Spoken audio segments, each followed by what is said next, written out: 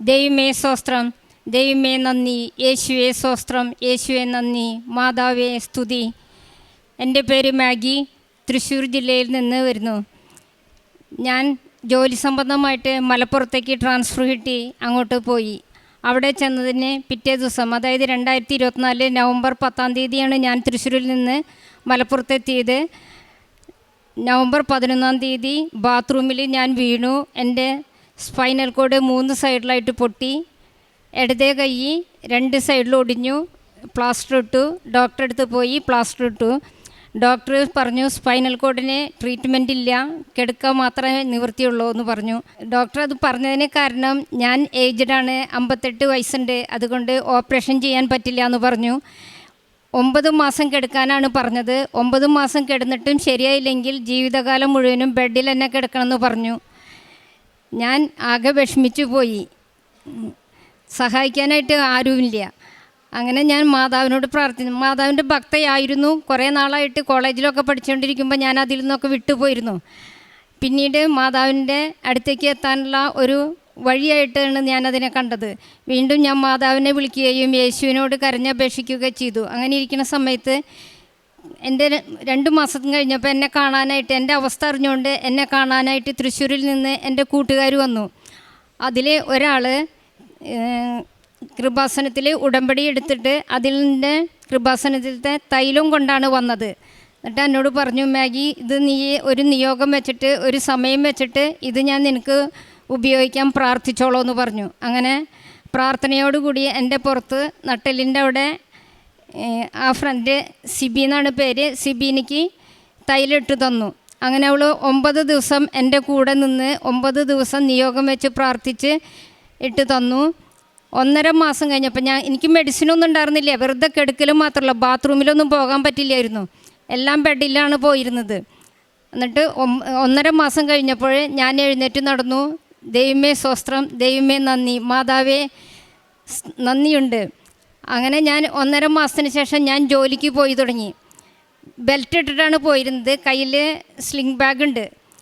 അങ്ങനെ പോയി പള്ളിയിൽ ഒരു ദിവസം കുർബാന കണ്ടുകൊണ്ട് ഇപ്പോൾ എല്ലാ ദിവസവും പള്ളിയിൽ പോകുമായിരുന്നു. അപ്പം ഞാൻ നിയോഗം വെച്ചിട്ടുള്ളത്, ഇത് മാറിക്കഴിഞ്ഞാൽ ഞാൻ മാതാവിൻ്റെ അടുക്ക് കൃപാസനത്തിൽ വന്ന് ഉടമ്പടി എടുത്ത് സാക്ഷ്യം പറയാമെന്നാണ് ഞാൻ നിയോഗം വെച്ചിരുന്നത്.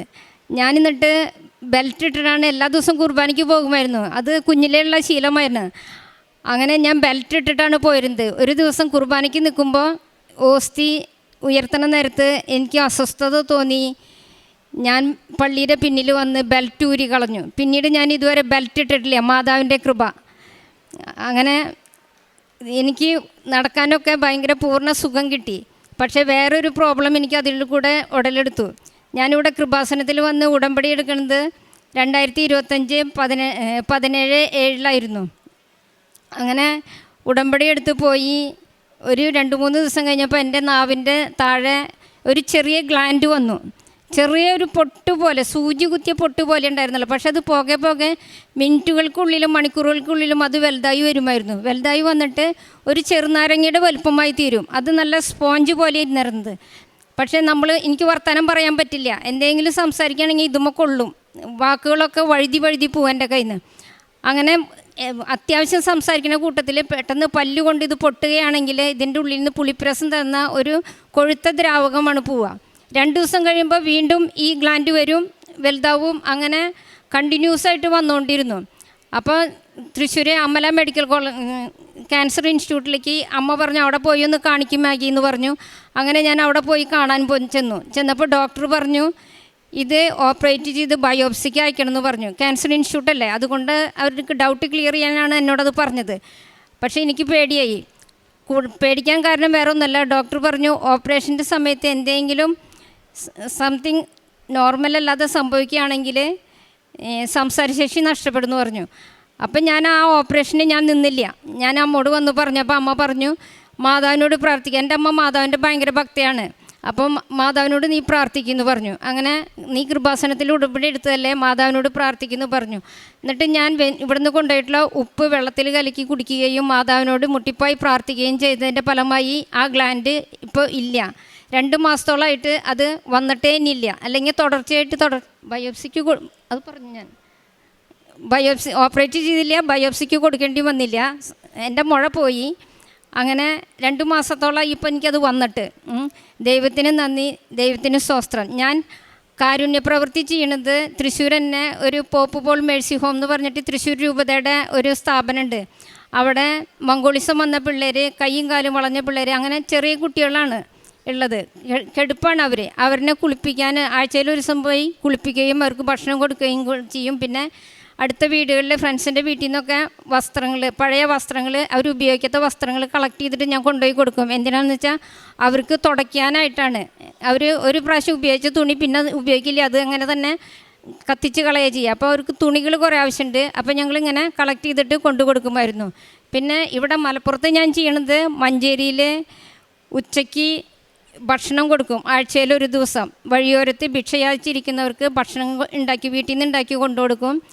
അതുപോലെ തന്നെ നമ്മുടെ പത്രം ഞാൻ മഞ്ചേരിയിൽ തന്നെ വഴിയരുത്ത് ബസ് കയറാൻ നിൽക്കുന്ന ബസ് സ്റ്റോപ്പിലൊക്കെ നിൽക്കുന്നവർക്ക് എൻ്റെ അനുഭവസാക്ഷ്യം പറഞ്ഞുകൊണ്ടാണ് ഞാൻ അവർക്ക് പത്രം കൊടുക്കുന്നത്. അതുപോലെ കടകളിലും കയറി പത്രം കൊടുക്കും. ഇന്ന് ഞാൻ ഉടമ്പടി പുതുക്കിയിട്ടുണ്ട്. നാളെ റാലിക്ക് പോകേണ്ട കാരണമാണ് ഞാൻ ഇന്ന് ഇതിനായിട്ട് പുതുക്കാനായിട്ട് വന്നത്. അല്ലെങ്കിൽ ഞാൻ കഴിഞ്ഞ ആഴ്ച വന്ന് പുതുക്കേണ്ടതായിരുന്നു. 2 പ്രാവശ്യം നടക്കാതിരിക്കാൻ വേണ്ടി, യാത്രയില്ലാതിരിക്കാൻ വേണ്ടി ഇന്നേക്ക് മാറ്റിവെച്ചു. ഉടമ്പടി പുതുക്കി. ദൈവമേ സ്തോത്രം, ദൈവമേ നന്ദി. ജെറമിയ പ്രവാചകൻ്റെ പുസ്തകം 31:9 തിരുവചനം അരുളി ചെയ്യുന്നു, കണ്ണീരോടെയാണ് അവർ വരുന്നത്, എന്നാൽ ഞാൻ അവരെ ആശ്വസിപ്പിച്ച് നയിക്കും. ഞാൻ അവരെ നീരൊഴുക്കുകളിലേക്ക് നയിക്കും. അവരുടെ വഴി സുഗമമായിരിക്കും, അവർക്ക് കാലിടറുകയില്ല. മേഗി എന്ന ഈ മകള് തനിക്ക് കിട്ടിയ രോഗസൗഖ്യത്തെക്കുറിച്ചാണ് നമ്മോട് അനുഭവങ്ങൾ പങ്കുവയ്ക്കുക. തനിക്ക് എങ്ങനെ നട്ടെല്ലിന് ക്ഷതമുണ്ടായെന്നും പിന്നീട് ഡോക്ടേഴ്സ് എന്താണ് അഭിപ്രായപ്പെട്ടത്, അതിനുശേഷം എന്ത് തൻ്റെ ജീവിതത്തിൽ നടന്നു, തനിക്ക് കൂട്ടുകാരി വന്ന് പ്രാർത്ഥിക്കുകയും ഉടമ്പടി തൈലം ഉപയോഗിച്ച് പ്രാർത്ഥിക്കുന്നു. അങ്ങനെ 9 മാസത്തോളം ഡോക്ടർ കിടന്ന കിടപ്പിൽ കിടക്കണമെന്ന് പറഞ്ഞു. അതിനുശേഷവും വീണ്ടും സൗഖ്യമാകുന്നില്ലെങ്കിൽ ഓപ്പറേഷൻ ഒന്നും ചെയ്യാനുള്ള സാഹചര്യങ്ങളില്ല, സാധ്യതകൾ കുറവ്. അതുകൊണ്ട് ജീവിതകാലം മുഴുവനും അങ്ങനെ കിടപ്പ് രോഗിയായി കഴിയുക, അതാണ് ഡോക്ടർ നിർദ്ദേശിച്ചത്. എന്നാൽ വൈദ്യന്മാരുടെ വൈദ്യനായ ക്രിസ്തു അവിടെ എങ്ങനെയാണ് പ്രവർത്തിക്കുന്നത്? ഈ മകള് പിന്നീട് നമ്മോട് ഈ മകള് തന്നെയാണ് പങ്കുവയ്ക്കുന്നത്. താൻ ഉടമ്പടി നേർച്ച വസ്തുക്കൾ ഉപയോഗിച്ചതിന് ശേഷം തനിക്ക് വന്ന പ്രകടമായ മാറ്റം. താൻ ചെറുപ്പം മുതൽ ബെൽറ്റ് ഉപയോഗിച്ചിരുന്ന മകള്, എന്നാൽ അത് പിന്നീട് വിശുദ്ധ കുർബാന അർപ്പണത്തിൽ എങ്ങനെയാണ് അത് താൻ ഉപേക്ഷിച്ചത്.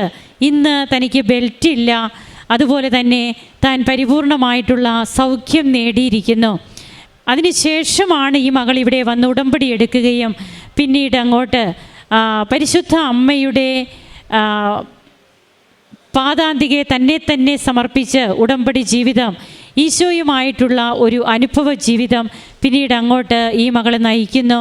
ഇതിനു മുൻപും താൻ ഉടമ്പടി എടുക്കുന്നതിന് മുൻപും താൻ നല്ല കാര്യങ്ങളൊക്കെ ചെയ്യുന്ന വ്യക്തിയാണ്, ഒരു സോഷ്യൽ വർക്കർ കൂടിയാണ്. എന്നാൽ ഉടമ്പടി എടുത്തതിന് ശേഷം ആ സോഷ്യൽ വർക്കർ എന്നുള്ളതിനേക്കാൾ അത് ഉടമ്പടി അനുഭവത്തിൽ തൻ്റെ ദൈവത്തിന് വേണ്ടിയിട്ട് താൻ ചെയ്യുന്ന ഓരോ പ്രവൃത്തികളായിട്ട് അത് ഈ മകൾ മാറ്റുകയാണ്. അതാണ് തൻ്റെ ആത്മീയ ജീവിതത്തിൻ്റെ ഒരു വലിയ മാറ്റമായിട്ട്, മുന്നേറ്റമായിട്ട് മേഗിക്ക് ഇന്ന് അനുഭവപ്പെടുന്നത്.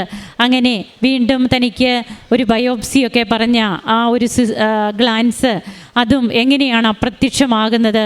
ഇന്നിപ്പോൾ തനിക്കതില്ല, അല്ലെങ്കിൽ മാസത്തിൽ പല പ്രാവശ്യം തനിക്കത് വന്നുകൊണ്ടിരുന്നു. ഇന്നിപ്പോൾ 2 മാസമായിട്ട് ആ മകൾക്കത് വരുന്നില്ല എന്നുള്ളതാണ് ഈ മകൾ നമ്മോട് പങ്കുവയ്ക്കുക. അങ്ങനെ നേർച്ച വസ്തുക്കളിലൂടെ തനിക്ക് ലഭിച്ച കൃപകൾക്ക് നന്ദി പറയുന്ന മാഗിയോടൊപ്പം കണ്ണീരിൻ്റെ താഴ്വരയിൽ നിന്ന് നീരുറവകളിലേക്ക് നയിക്കുന്ന ദൈവത്തിൻ്റെ ആശ്വാസവചനങ്ങൾ എങ്ങനെയാണ് നമ്മെയും നയിക്കുന്നതെന്ന് നമുക്ക് അനുഭവങ്ങളിലൂടെ നാം കേട്ടുകൊണ്ടിരിക്കുന്നു. നാമും അനുഭവസ്ഥർ തന്നെയാണ്. കരങ്ങളടിച്ച് നമുക്ക് ദൈവനാമത്തെ മഹത്വപ്പെടുത്താം.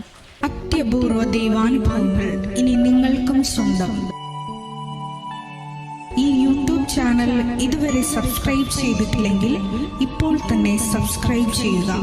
ഈ വീഡിയോ ഇപ്പോൾ തന്നെ നിങ്ങളുടെ സുഹൃത്തുക്കൾക്ക് ഷെയർ ചെയ്തുകൊണ്ട് കർത്താവിൻ്റെ പ്രേക്ഷിതരാകുക.